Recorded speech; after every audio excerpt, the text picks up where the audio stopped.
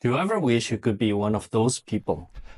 The ones who are disciplined, who have everything in place and are in full control of their life.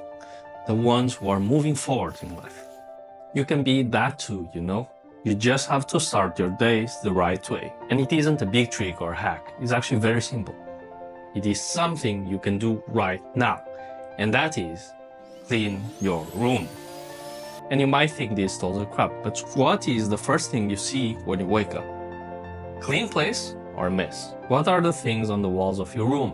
Distractions from your daily life or reminders of what you want to achieve? And basing solely on the information that your room provides, what guesses can you make on how your day is going to be? And what does that mess do for your own mental well-being? See? How can you be motivated and focused to do anything if you see a mess right when you wake up?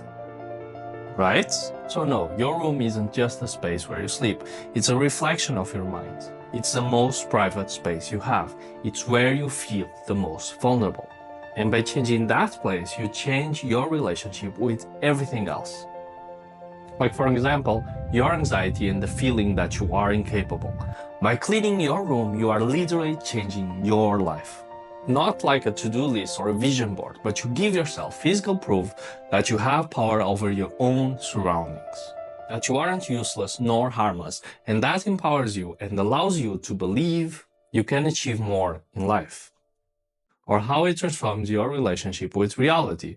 After all, if you have a space you can impact, you can also change other places. And then things stop looking so scary and hopeless, and you start focusing on the things you can do, making real changes to your life and not just standing there waiting.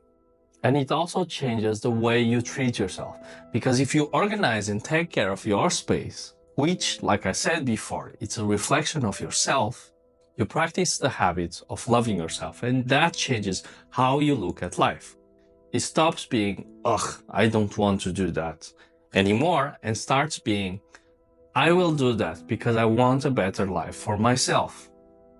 Which puts you closer to the type of person we talked about in the beginning. But of course, it isn't easy to achieve this in a short amount of time, so I have two simple rules for you to solidify this into your life to get you out of depression fast. And the first rule is simple is the best. Learn to declutter your bedroom as much as possible. Get rid of anything useless because your mind remembers everything that is in your room. After all, it's a reflection of yourself. And this impacts your capacity because if you have a lot of stuff and it's messy, then it just becomes a burden on your mind. And because your processing power is stuck on that mental image, that leaves you no capability for the rest, making you more prone to being stressed and negative. That's one of the reasons why life just seems so difficult. And by having a cleaner and simpler bedroom, you take that burden off your mind and leave yourself ready to face life and its challenges. Now, it doesn't mean you should throw away your stuff, it just means don't put everything on your bedroom.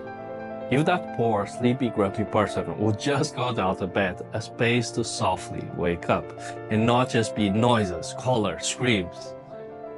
Another great thing that the habit of decluttering does is that it teaches you to remove the useless and pick up the useful, which is something that most people need in their lives.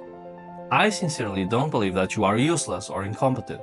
I believe that you are more capable than you think, but I think most of you are just confused, and that comes from not decluttering your life. Like birthday parties, then it's a holiday, then that thing came out. And it's all of these at the same time, and it becomes so easy to get distracted from our goals, our choices, always running after something and not really wanting to. In order to avoid that, you need to gain the habit of questioning your environment, like, are these people aligned with the life I want for myself? Will these actions put me closer to what I want? And by doing this consistently, I can guarantee you, you will be where you want to be in life. And no, this isn't mean or anti-social thing to do. It's simply what you want. You are allowed that much, so you don't have to feel guilty. And because I struggled with this a lot for many, many years, I will tell you what many of you need to hear. I love you, and I want you to achieve everything you wish for in life. And if that means we aren't together anymore, so be it. It's okay.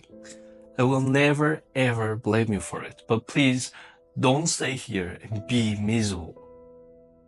Don't stay here fixing other people's problems, because that's the last thing I want for you. Go get what you want. I love you. And the second rule is ritualize it. Make cleaning your room something permanent in your life. Once a week, once a month, or the first week or every month, whatever. But keep this habit in your life, because this isn't just about having your room clean, but maintaining the idea of how would you like your life to be. Because each time you clean, rearrange, fix, you are providing yourself with an easier and better life. You are practicing self-love. And that is the main force that will transform your life. Repeat it until you become the person you needed to be in order to make your dreams come true. The person who doesn't live just wishing for a better life. The person who isn't depressed anymore. The person who's finally grateful with themselves. And that is all I want for you. I see you next week.